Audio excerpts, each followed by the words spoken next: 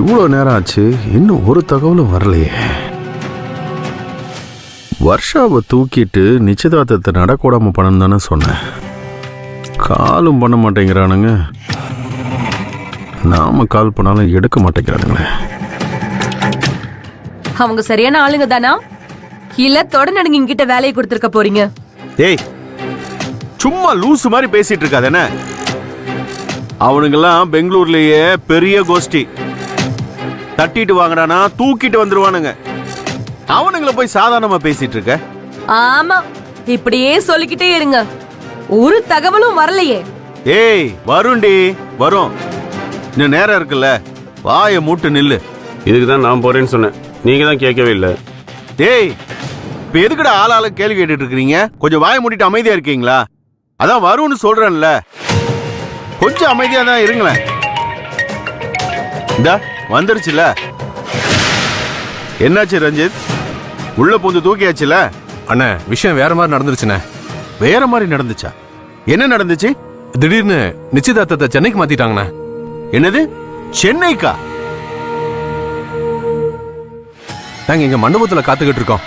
நிச்சயதார்த்தத்துக்கான எந்த அறிகுறியும் காணான்னு யோசிச்சுட்டு இருக்கோம். இப்பதானே தகவலே வருது. எது, சென்னைக்கு மாத்திட்டாங்களா? அது எப்படி திடீர்னு சென்னைக்கு மாத்த முடியும்? அப்படிலாம் திடீர்னுலாம் சென்னைக்குலாம் மாத்த முடியாது. அண்ணே, அப்படி நாங்களும் நம்பிதான் இவ்வளவு நேரம் இங்கே இருந்து நேரத்தை வேஸ்ட் பண்ணிட்டோம். ஆமா, சென்னையில எங்க? வலசர பக்கத்துல ஏதோ பெரிய மண்டபம் இருக்காமே. ஆமா, அங்கதான் வச்சிருக்காங்களா. சரி விடு. பழம் நழுவி பால்ல விழுகுது. சென்னை தானே, நானே இறங்கி வேலையை முடிக்கிறேன். அண்ணே, நான் வேணா சென்னையில இருக்கிற நம்ம பசங்களை அனுப்பி வைக்கவா? டேய், இங்க மணிமங்கலத்துல இல்லாத ஆளுகளா? நீ விடு ரஞ்சித், நான் பாத்துக்கிறேன். என்னங்க, என்னவா? அவங்களும் கோட்டை விட்டுட்டாங்களா? டேய் டேய் டேய், சும்மா பைத்தியக்காரி மாதிரி பேசிட்டு இருக்காத. அவங்க நிச்சயதார்த்தத்தை சென்னைக்கு மாத்திருக்காங்களாமா. அப்படியா? புது கதையா இருக்கு. நிச்சயதார்த்தத்தை இப்படியும் மாத்துவாங்களா? வருஷா கிட்ட பணம் கொட்டி கிடக்குமா? அவளுக்கு என்ன, எங்க வேணாலும் நடத்துவா. ஏ முரளி, இப்ப சென்னைக்கு வர்றவ திரும்பி பெங்களூருக்கு போகவே கூடாது. இனிமே அவன் நம்ம வீட்டுல தாண்டா வாழணும். ஏ முரளி, நம்ம ஆளுகளுக்கெல்லாம் போனை போட்டு பொருளை எடுத்துட்டு வந்து ரோட்ல வந்து நிக்க சொல்லு. இன்னைக்கு நான் போய் தூக்குறேன்டா அவளை.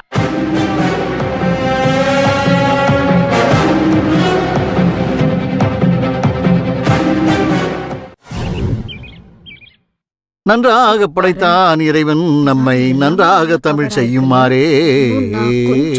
அப்பா ஒரே நிமிஷம். கதிர், வடக்கு தெருல எல்லார்கிட்டயும் சொல்லணும்ல. ஆமாமா, மறந்துட்டேன். இந்த மணிகண்டன், ஜெகன், அழகேசா இருக்கான்ல, அவனுங்களை எல்லாம் கூப்பிடாம விட்டுறாதீங்க. வந்தா குடிச்சிட்டு தான் சுத்துவானுங்க. ஆனா கூப்பிடலன்னா ஏன் கூப்பிடலன்னு என்கிட்ட சண்டைக்கு வருவானுங்க. சிந்தவே மாட்டானுங்க. ஏய், ஒரு போட்டோவாவது உருப்படியா எடுத்திருக்கியா? எல்லாம் கண்ண மூடின மாதிரி எடுத்திருக்க. உனக்கு கொஞ்சமாவது போட்டோ கான்ஷியஸ் இருக்கணும். போட்டோ எடுக்க போறாங்கன்னு தெரிஞ்சா கொஞ்சம் போஸ் கொடுக்கணும். அட்லீஸ்ட் கண்ண மூடாமலாவது இருக்கணும். நீ கேக்க பேக்கன்னு இருந்தா போட்டோவும் அப்படிதான் வரும். நாங்க பரிகாரம் பண்ணுவேனா இல்ல போட்டோக்கு போஸ் கொடுப்பேனா? போட்டோ நல்லா வரணும்னா நீ தீக்குழியிலேயே இறங்கினாலும் போட்டோக்கு போஸ் கொடுத்துதான் ஆகணும். அதுதான் தம் ரூல், புரியுதா? ரோகிணி, மாப்பிள்ள எந்திரிச்சிட்டாரா? இல்ல பாட்டி, தூங்கிட்டு தான் இருக்காரு. சரி, நீ போய் எழுப்பமா. வடை போட்டிருக்கேன். மாப்பிள்ள எந்திரிச்சதும் சூடா குடுக்கணும்னு தான் வச்சிருக்கேன். நீயே போய் எழுப்பு பாட்டி. வாங்க போற பாரு. இந்த வேலையெல்லாம் வேற யாரும் செய்யக்கூடாது, நீ தான் பண்ணணும். போய் கூட்டிட்டு வா. போமா. நன்றாக படைத்தான் இறைவன். ரூபி, அது கூட. மகேஷ், வாங்க சாப்பிடலாம். மகேஷ், போதும் ஒர்க் பண்ணது, வாங்க சாப்பிடலாம்.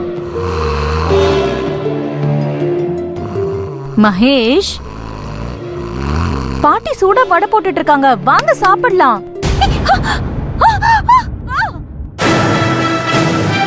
யாரு? அப்பா, நீ நீங்க பண்ணிட்டு இருக்க. மகேஷ் எங்கப்பா? அது யாரு? தாத்தா. எது கத்துறாவ? அது யாரு? என்ன அப்பதான் இங்க இருக்காரு. மகேஷ் என்னாச்சு? ஏன் கத்திட்டு இருக்க? என்னடா இது? மாப்பிள்ள கிட்ட காப்பு கட்டினதுக்கு அப்புறம் எங்கேயும் போக கூடாதுன்னு அவ்வளவு கண்டிஷனா சொல்லி வச்சோல்ல. உங்க அப்பாவை குடிக்க வச்சு இந்த மாதிரி உட்கார வச்சுட்டு போயிருக்காரு. என்னடா இதெல்லாம்? அப்பா அப்பா மாப்பிள்ள இன்னும் சரக்கு இருக்கா? எவ்வளவு இருந்தாலும் கொடுங்க, நான் குடிச்சிடுவேன். ஐயோ, அப்பா உனக்கு அறிவே இல்லையா? இப்படி குடிச்சிட்டு ஏமாந்து போய் உட்கார்ந்திருக்க. இவனை விடுறா. காப்பு கட்டினதுக்கு அப்புறம் வீட்டு விட்டு போக கூடாதுன்னு எத்தனை தடவை சொன்னோம். அதையும் மீறி மாப்பிள்ள போயிருக்காருன்னா என்னடா அர்த்தம்? அவருக்கு போன போட்டு என்னன்னு கேளு. மா சரி விடுமா, அப்புறம் பாத்துக்கலாமா. இனி எப்படி பார்க்க முடியும்? கோயில் காரியம்னா என்ன சும்மாவா? இதையும் பண்ணி முடிச்சாதான் பரிகாரம் முடியும்னு பூசாரி சொல்லியிருக்காரு. இவர் இப்படி கிளம்பி போயிருக்காருன்னா என்னடி அர்த்தம்? கதிரி, நீ முதல்ல போன போடுப்பா. மாப்பிள்ள மேங்கோ பிக்கிள் வேணா? நல்ல போடுங்க. ஐயோ. ஸ்விட்ச் ஆஃப்னு வருது. அவரு ரொம்ப தூரம் எல்லாம் போயிருக்க முடியாது. ஊர் எல்லையே தாண்டி இருக்க மாட்டாரு.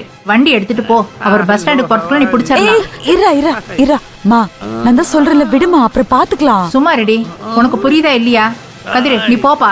டேய் கதிரு, பாட்டி சொன்னா உடனே கிளம்பிடுவியா? போனா போட்டு விடு. போனா போகட்டுமா? என்னங்க சொல்றீங்க நீங்க? ஏமா, அவர் ஒவ்வொரு தடவையும் பிசினஸ் இருக்கு, மீட்டிங் இருக்குன்னு எவ்வளவோ சொன்னாரு. நீங்க யாருமே கேட்கல. உங்களுக்கு அவர் கையில கட்டிருந்த காப்பு தான் பெருசா போச்சு. அதான் அவர் காப்பை கலத்தி வச்சுட்டு போயிட்டாரு. அவர் பேச்ச மதிச்சிருந்தா நமக்கு இந்த அசிங்கம் ஏற்பட்டு இருக்குமா? நம்ம மேல குத்தத்தை வச்சுக்கிட்டு அவர் மேல குறை சொல்லி என்ன பிரயோஜனம்? பா, காப்பு கட்டினதுக்கு அப்புறம் 3 நாள் எங்கேயும் வெளியே போக கூடாதுன்னு சொல்லியிருந்தோம்லப்பா. யார் யாருக்கு ஆப்பு கட்டுறது? தோ உனக்கு நான் வைக்கிறேன் ஆப்பு. ஓ தேங்க்யூ. அதெல்லாம் அந்த காலம்மா.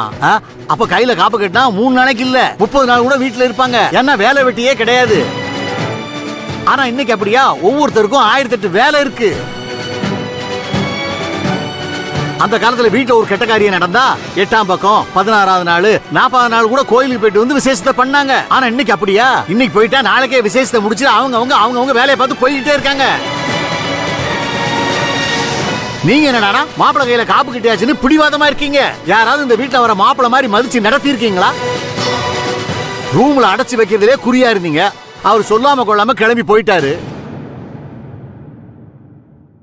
இனிமேலாவது மாப்பிளைக்கு எப்படி மரியாதை கொடுக்கணும்னு தெரிஞ்சுக்கங்க. கதிரு, நீ ஆக வேண்டிய வேலையை போய் பாரு.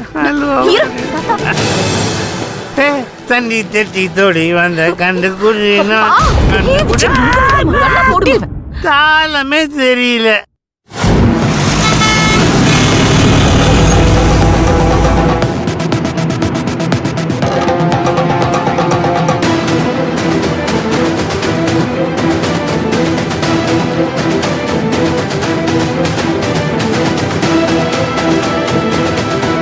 ஐயோ, இவகிட்ட இருந்து எப்படி எஸ்கேப் ஆக போறேன்னே தெரியலையே. டைம் வேற ஆயிட்டே இருக்கு. இவ வேற நடுவுல வந்து என்னத்த குழப்பி விட போறாளோ?